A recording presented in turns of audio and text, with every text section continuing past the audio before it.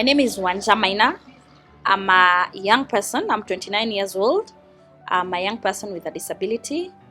I am a gender and development specialist, and I'm currently the coordinator of COVID and disability caucus here in Kenya. I also happen to be a blogger behind the popular blog called Hummingbird.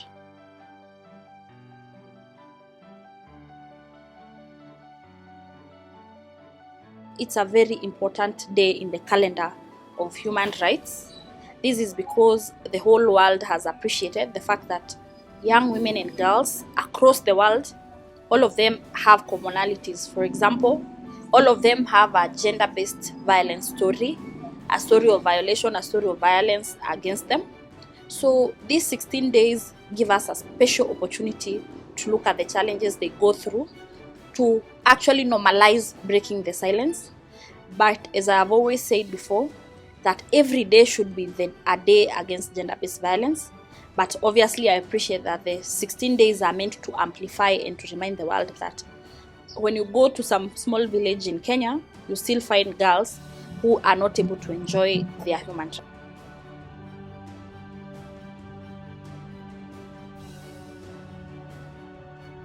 COVID-19 has affected adversely the lives of women and girls with disabilities. As you know, COVID-19 was in nobody's calendar. It was just an emergency. It was a pandemic. So obviously all the challenges that come with a pandemic is confusion, anxiety, there's no end in sight. But specifically young women and girls with disabilities, the first thing really has been challenged in terms of movement. And when I say movement, really is not moving from point A to point B, but also challenge in terms of, running away from violence. And the police are telling us every day that women and girls are across Kenya, the cases of GBV are on the rise during COVID-19. So there is increase of GBV amongst people with disabilities, young women and girls. Sad to note that some of the people who died during COVID are people with disability. I actually have a personal friend who passed on. Issues around loss of economic income. People with disabilities are always the last to be hired and the first to be fired. So a lot of people have lost their jobs and their source of livelihood. Of course, when the COVID started and people could not move around freely, most of them in informal settlements, informal businesses like hawking, lost their source of livelihood. Important to note that some of the people with disabilities also have underlying conditions. So when there was this whole confusion, even those with other conditions other than COVID-19 also could not access health facilities. Parents with children who need a lot of rehabilitation could not attend those facilities. So COVID-19 has confirmed what we already know. And what we already know is that people with disabilities always come last during disaster response. For instance, it is in the midst of the pandemic and the COVID where we saw social protection running around looking for the number of people to benefit from social protection. And some of us believe that they should have that data at their fingertips to respond because it's an emergency. It has confirmed that people with disabilities are never factored in when it comes to giving of resources, giving of maybe dignity parks. So it has taken the caucus that I'm leading a lot of advocacy, a lot of lobbying, almost to say a lot of begging, to just ensure that people with disabilities are factored in community engagement, in COVID education, and so on. So importantly to note that even the dissemination of the COVID information, it was through our caucus that we were able to actually get the minister to use sign language when he was doing the COVID updates. So the effects have been adverse. There's no end in sight, so we are just trying to advocate and hope that moving forward things will be better.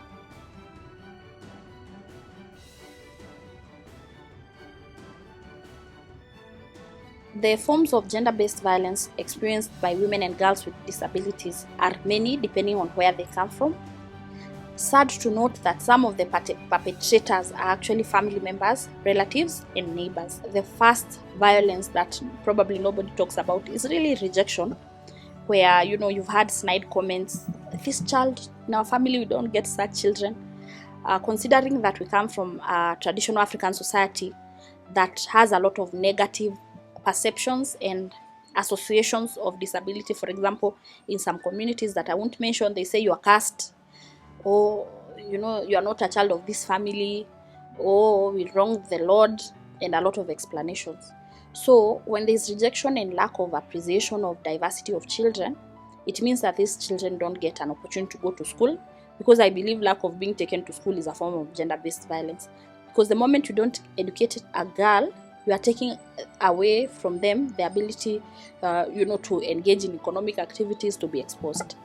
Obviously, all the other challenges that face other girls without disabilities and all the other forms of gender-based violence also face those with disabilities.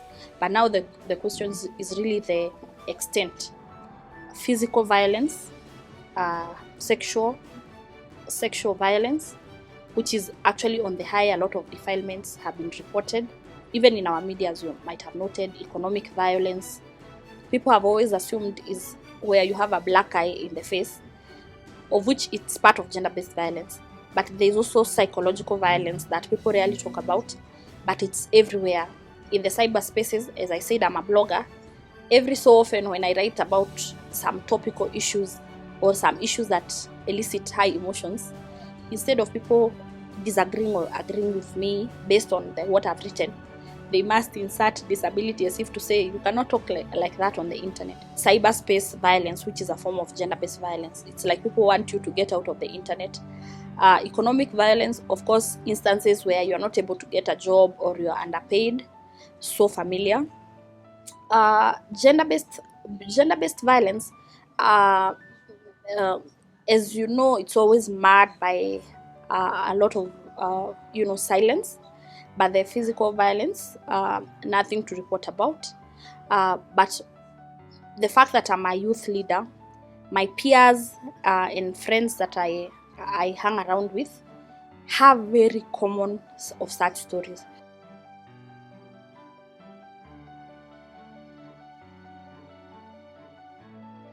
Justice for survivors of GBV.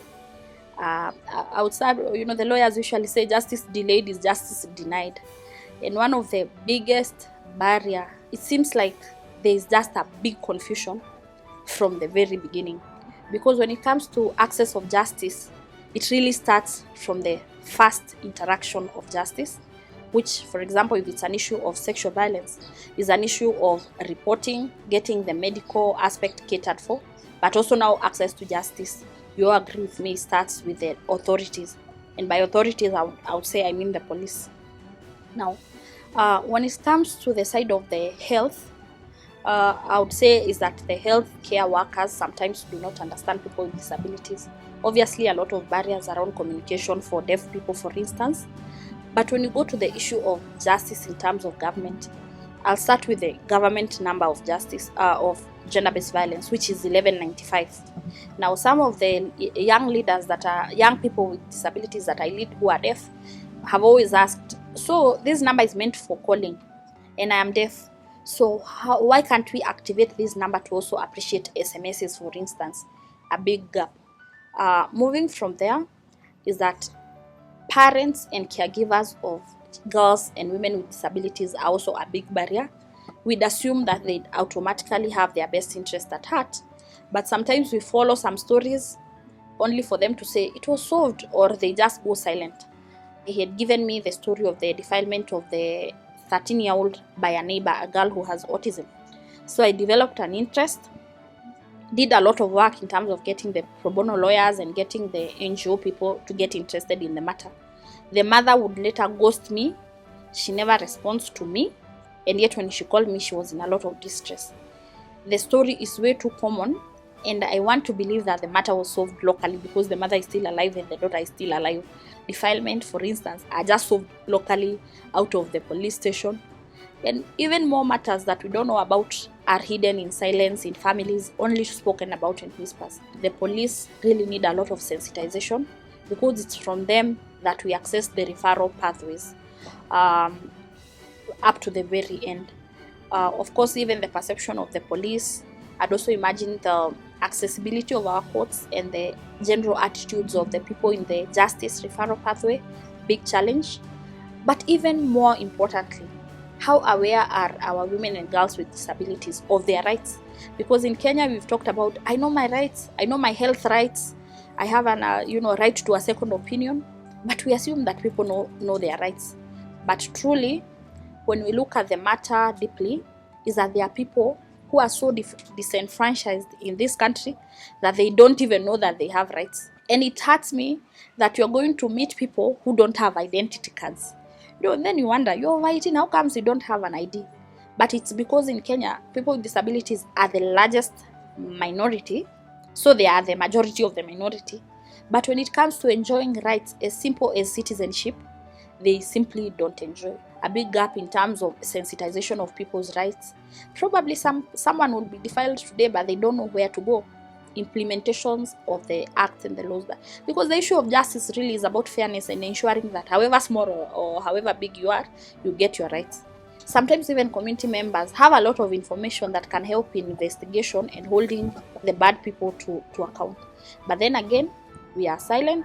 We just talk about it in whispers. We cover our uncles and our grandparents. It's a big shame. The government should appreciate that all of us are citizens. All of us, not some of us. In any case, the preamble of the Constitution, I believe they say something like "we the people." Now, "we the people" means everybody inside that. It should bother government officials, and it should bother people who hold budgets and duty bearers. There are still huge cases of girls and young women with disabilities undergoing gender-based violence.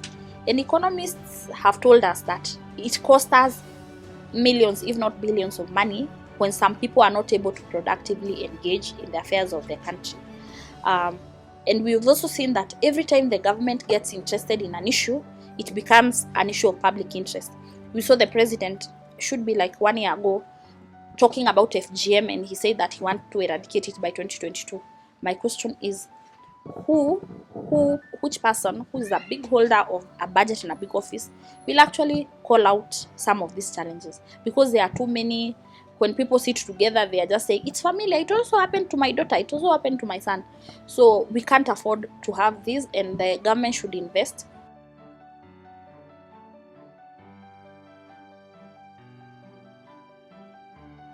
My first call to action is that we need to break the silence.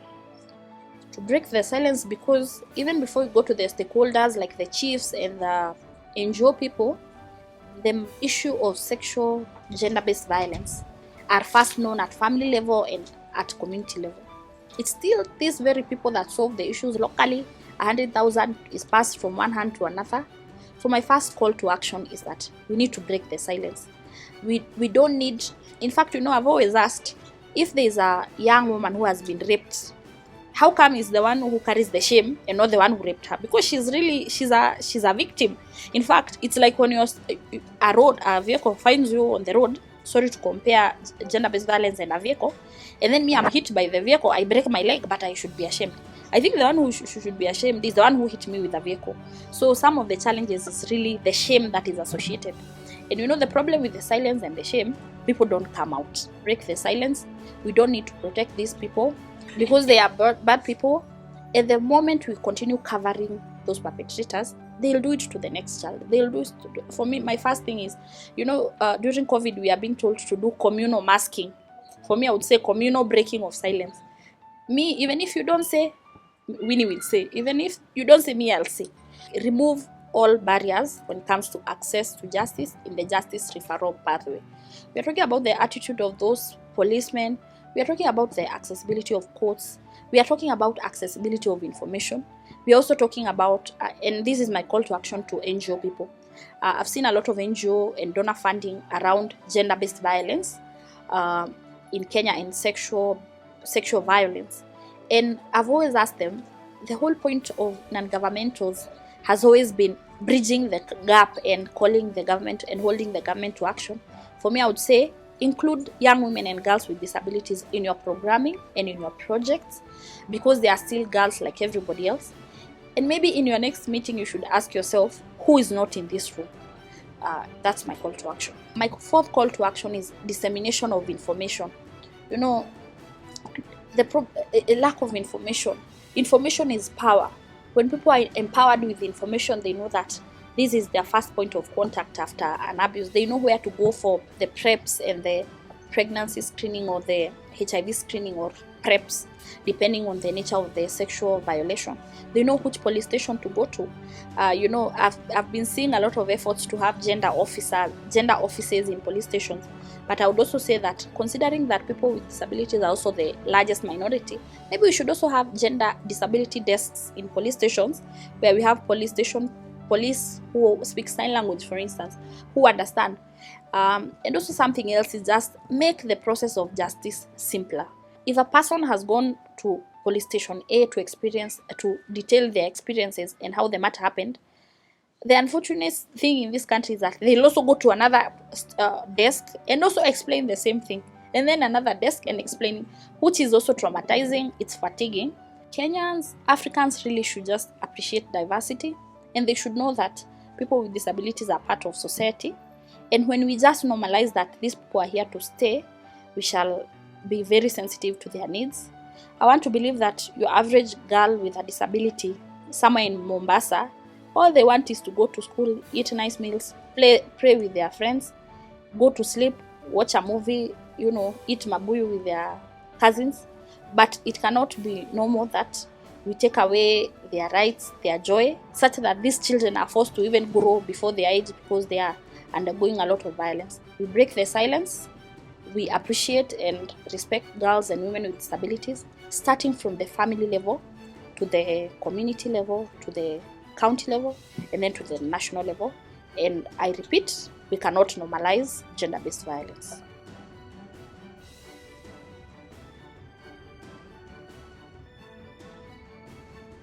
My first recommendation is that we should never normalize sexual violence.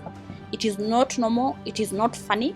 Like, I remember there's a time I was just somewhere near my estate and I eavesdropped a conversation between two women, and then they talked about something like slapping and they were laughing. Because for me, I was like, no, it's not funny, and no one should ever make it to look like it's funny and normal for one to slap the other. So we can never normalize gender-based violence. It's not normal. It's not part of our way of life, because we know that our way of life as Africans has always been calling a meeting, solving out issues. Article 54 gives a special emphasis. This is because they understand that people with disabilities still remain a big chunk of our population that is excluded. And Article 54 basically is just saying that ensure that people with disabilities are in jobs, they are respected, they enjoy their citizenship rights. Two is that I believe with goodwill, political goodwill and goodwill for everybody else, these services and these rights and these economic empowerment projects can be able to reach people with disabilities wherever they live. The reason why I say this is because during elections, people with disabilities are gotten from their small dark rooms to go and vote. We've seen a lot of photos of people with disabilities and elderly people being carried in the back. So the barrier has, they can't come to where the services are being offered, it's upon our government to go and find them in their small excluded rooms.